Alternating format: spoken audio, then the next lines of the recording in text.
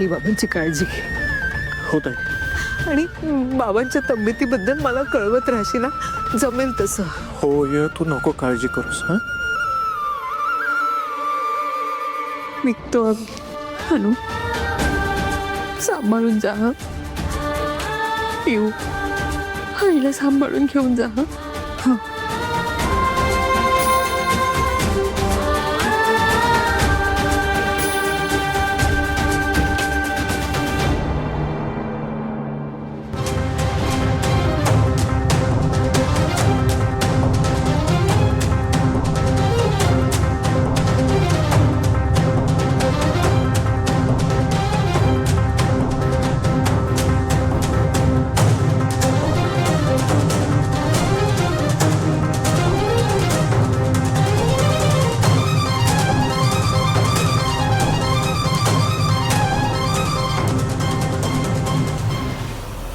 ही घर सोडून तर गेली नसेल ना? हे, याच्यात कुठे आली एवढी हिंमत? अरे पण मग गेली कुठे? तिच्याकडे मोबाईल पण नाहीये. आता कुठे गेली कसं कळणार?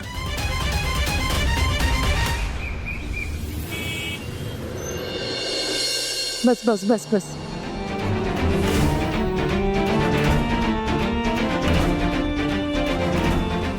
देव करो आणि कोणी उठलेलं नसावं. चल बाळा.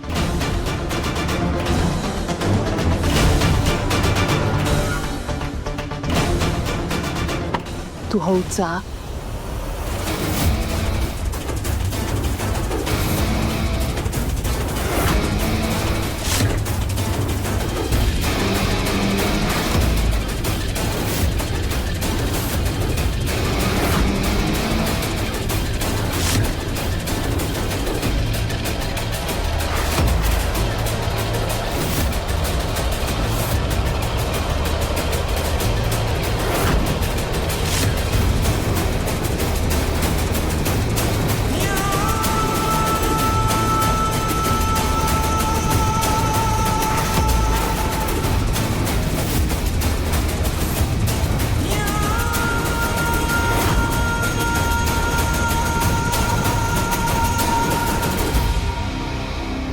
Good morning.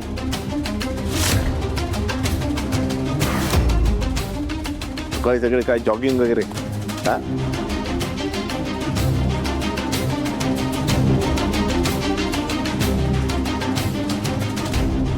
नाही? मग कुठे?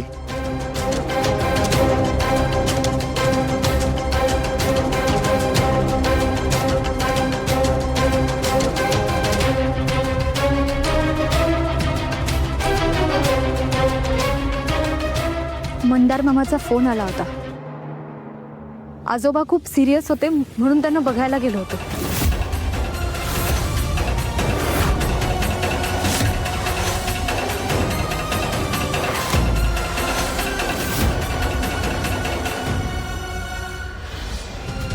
मेला, आजी असं काय बोलतेस? अविनं तुम्हाला सांगितलं होतं जायचं नाही, तरी तुम्ही गेलात कुणाला न सांगता, गुपचूप अंधारात.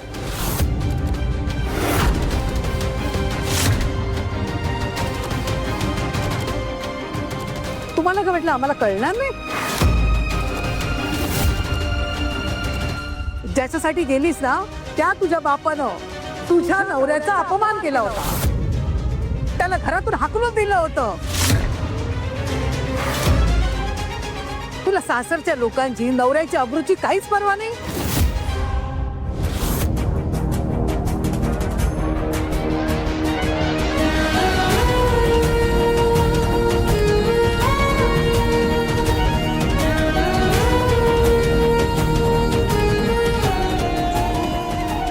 हवी,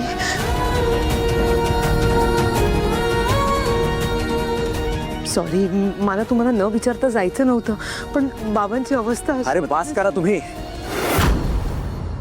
तिच्या बाबांच्या तब्येतीची विचारपूस करायचं सोडून तिला जाब कसला विचारता?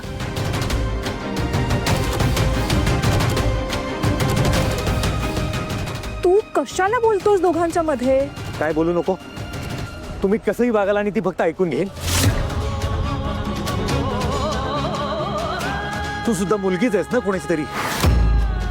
समजा तुझे वडील आजारी पडले, मी तुझ्याशी असाच वागलो तर चालेल? राहशील तू माझ्या बरोबर? पुढच्या क्षणाला संसार मोडून निघून जाशील. काय बोलतेस तू सीमा? अनु मला सांग, तुझे बाबा कसे आहेत? बरी ना त्यांची तब्येत? अरे तुला कशाला पाहिजे नसता उठा टीव्ही? हिचा म्हातारा बाप मेला ना तरी आम्ही मैताला सुद्धा जाणार नाही आणि हिला पण पाठवणार नाही, लक्षात ठेव.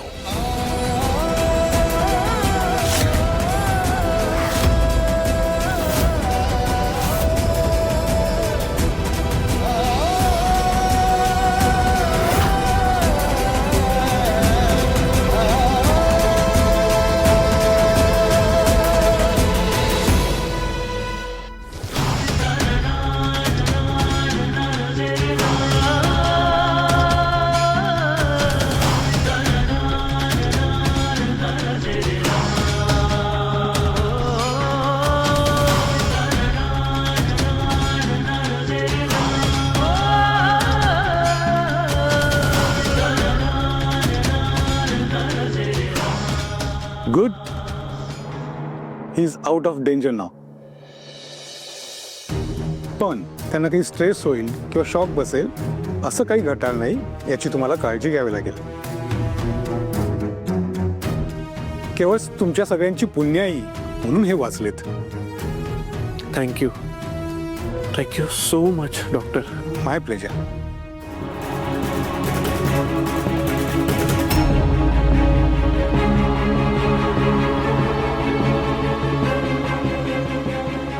डॉक्टर काय म्हणाले ऐकलं ना?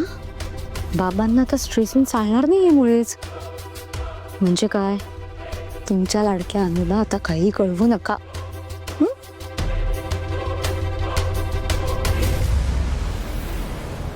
आई, मी ताईला फोन करून येतो. की आता बाबा आउट ऑफ डेंजर आहेत. तिलाही काळजी लागली असेल का? पण मला माहिती आहे तिचा अर्धा जीव इथेच अडकला असणार. तिला कळवतो. माझ्या जीवाला तर दुसराच घोट लागलाय. अनुला घरी काय त्रास सहन करावा लागला असेल कुणास ठाऊक. आधी चूक करायची आणि वर माफी मागायची, हे बरं कळतं तुझ्या बायकोला. ते काय नाही अवी, अशी हिला शिक्षा देणं परत बापाचं तोंड बघता कामा नाही ना.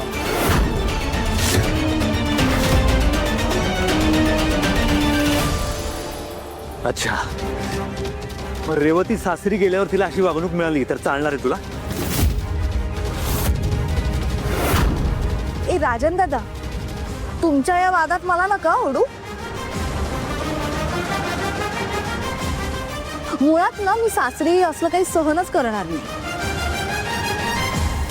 ए, या दळबद्रीची माझ्या पोरीची तुलना करू नको. काय विषात आहे माझ्या मुलीचं वाकडं पाऊल पडेल. अवी, हिला शिक्षा कर ना, ते एक दिवस तुझ्या डोक्यावर मिऱ्या वाटेल. हवी, जरा तरी माणुसकी दाखव. बायको आहे तुझी, ती गुलाम नाहीये.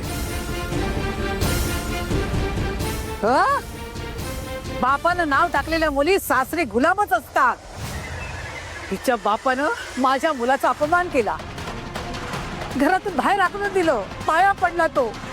अशा मुलीची माणुसकीने वागायचं आम्ही? अवी, हिला शिक्षा मिळालीच पाहिजे. काहीतरी शिक्षा देच हिला.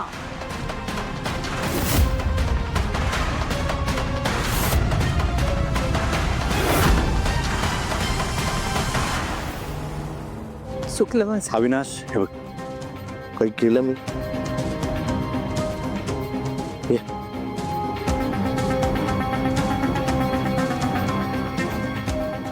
सॉरी, चुकलं माझं.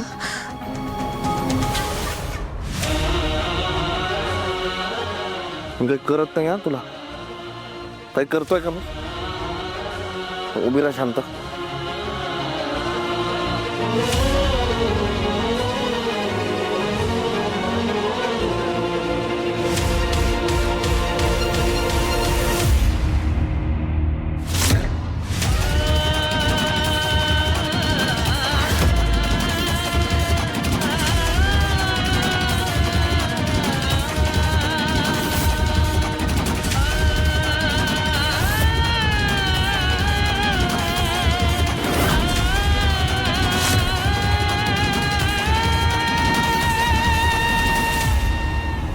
काय लिहिलं?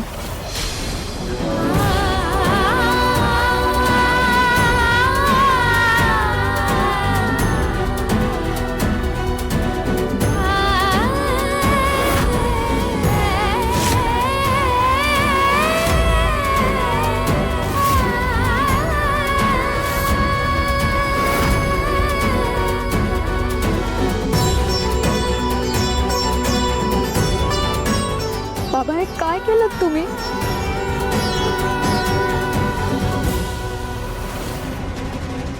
परमनंट मार्कर आहे हा. आधीच आईला आजोबांचं टेन्शन आहे, त्यात हे असं लिहिलं ते लगेच पुसलंही जाणार नाही हो. पिहू काय लिहिलंय? तुझी नवी ओळख.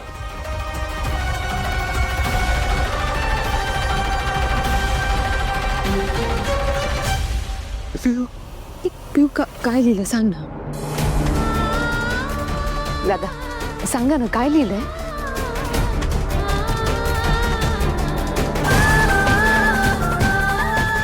पिहू सांग ना. जाऊन आरशात तोंड बघ.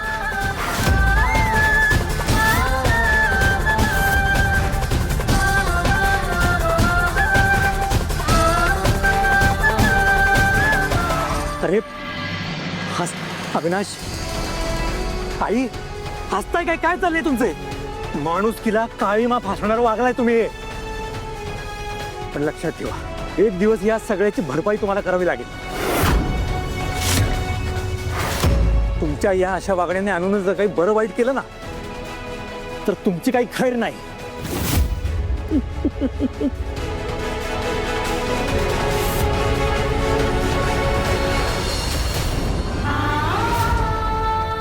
काय लिहिलंय?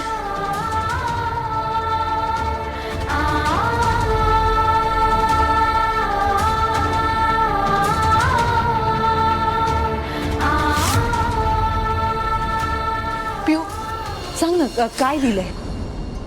अगं सांग ना काय लिहिलंय, मला कळत नाहीये ते. असं असं असं उलट दिसतंय. सांग ना काय लिहिलंय. पिहू असं नको पिहू, सांग ना बाळा काय लिहिलंय. आई प्लीज सांग ना पिहू, सांग सांग. पिहू काय लिहिलंय ते मला कळायला हवं. सांग मला.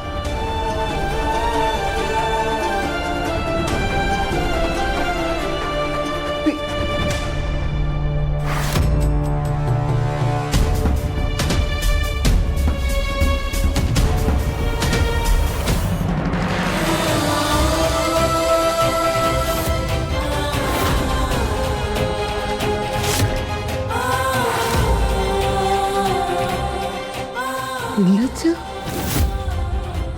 मी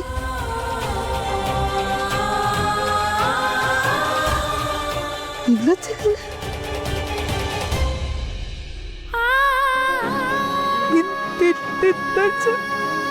मी तिथलंच असं काय केलंय मी की माझ्या नवऱ्याने माझ्या कपाळावर शिक्का मारला. निर्लज. मी निर्लज. मी कधी कुणाच्या इच्छेविरुद्ध वागले नाही, कधी या घरच्या परंपरा नियम मोडल्या नाहीत, तरी मी निर्लज. तिथलंच कधी कुणाशी बोलले नाही,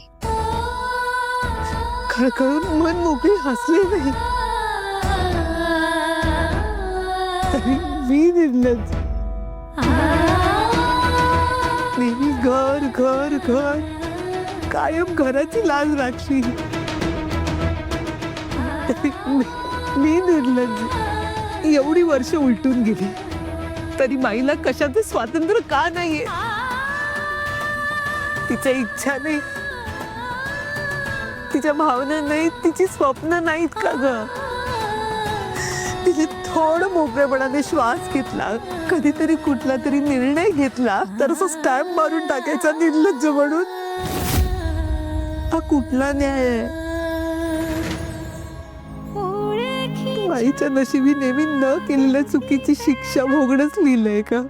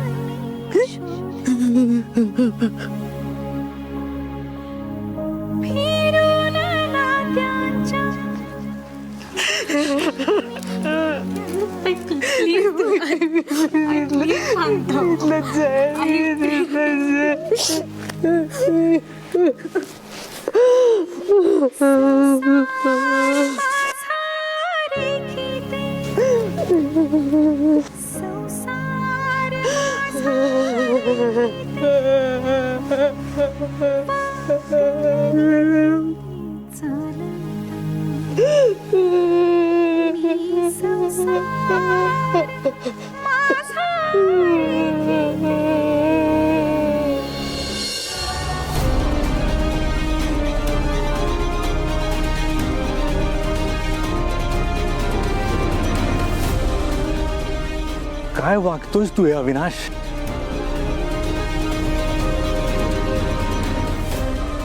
बायको आहे तुझी ती, प्रेम करून लग्न करून तूच घरात घेऊन आलास ना तिला. कशासाठी हे असं वागवायला?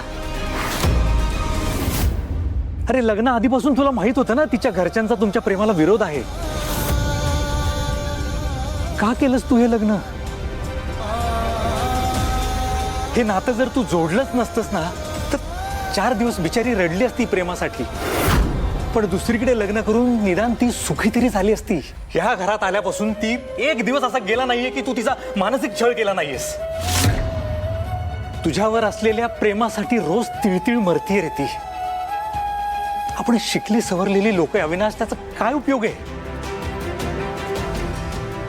संस्कार, सुसंस्कृतपणा, सभ्यपणा हा फक्त बायकांनी सांभाळायचा. नवरा आहेस म्हणून तू कसंही वागायचंस.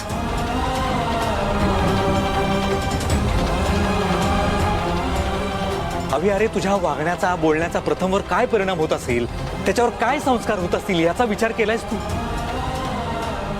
तू आवीला बोलू नकोस. तो वागतोय ते बरोबर आहे. बायकोला टाचेखाली ठेवलं पाहिजे. अच्छा, म्हणजे बाबा जर तुझ्याशी असं वागले असते तर ते चाललं असतं का? अरे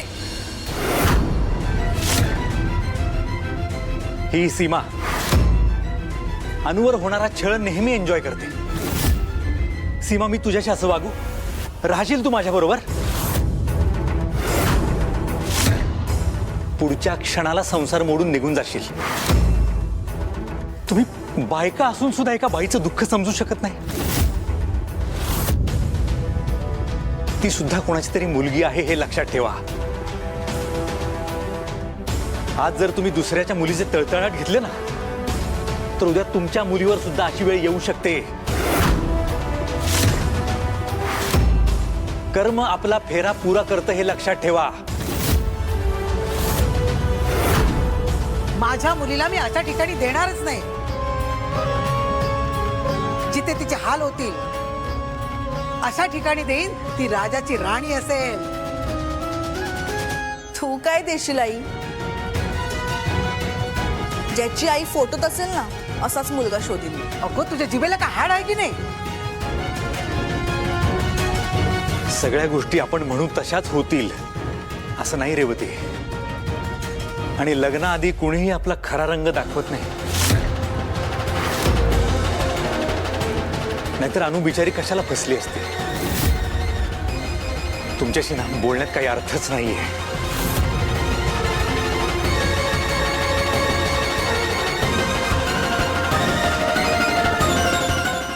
राजन एक मूर्ख आहे.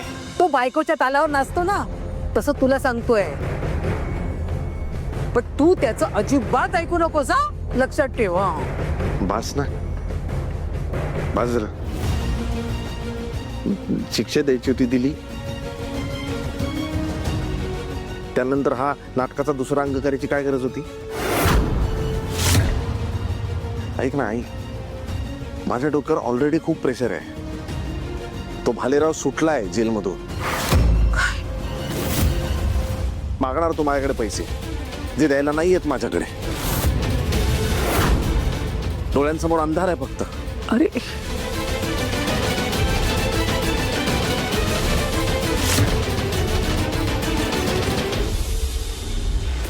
अनुताई कुठं आहे का?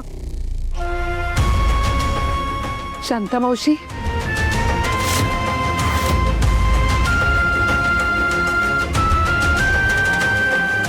पिहू, आज शांता मावशी येणार होत्या, त्या आल्या असतील.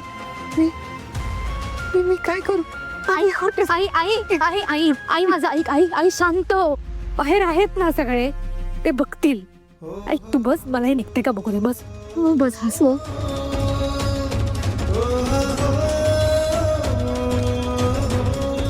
निघते नाही निघते, जोरात कर ना. नाही ना. ए आई आई अगं काय करतेस? आई आई थांब ना. आई अगं जखम होईल तुला, असं नको करू. मग काय करू पिऊ? मी काय करू? अशीच जाऊ त्यांच्या समोर? काय बोलतील त्या? परमनंट मार्करने लिहिलं आहे ते, असं नाही निघणार. एक सोल्युशन येतं, त्याच्याने निघेल. आहे तुझ्याकडे? नाही मी पटकन जाऊन घेऊन येते. नाक्यावरच आहे दुकान, मी पटकन घेऊन येते. अगं मग पिहू, मी इतका वेळ बसून राहू का इथे? आता सगळे येतील आणि नाश्त्यासाठी आरडाओरडा करतील. आई इतकं झालं तरी तुला त्यांच्या नाश्त्याची पडली आहे का? मग काय करू बाळा? मी नाही बनवला नाश्ता तर कोण बनवणार पिहू? मी काय करू?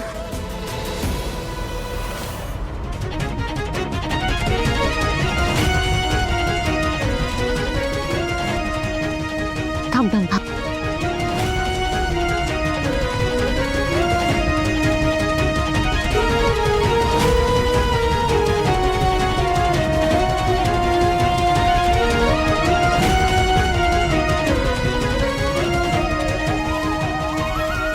मदत कर.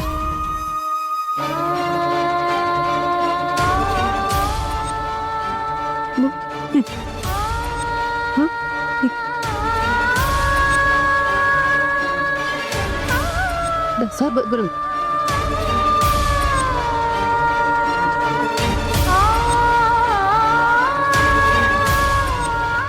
रडू नको, रडू नकोस. हा, हे बघ, मी आधी जाते, नंतर तू ये. हा, आणि रडू नकोस.